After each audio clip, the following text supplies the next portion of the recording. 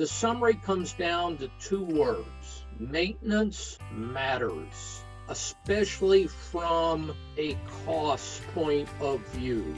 You will never create a best management practice as efficient as pavement cleaning. And I say that as a person who's built a career on computational fluid dynamics of best management practices, and there is nothing as effective as pavement cleanings, especially for nitrogen. If you are able to recover that particulate matter upstream through pavement cleaning, you have done yourself a significant favor before it ever enters the stormwater system.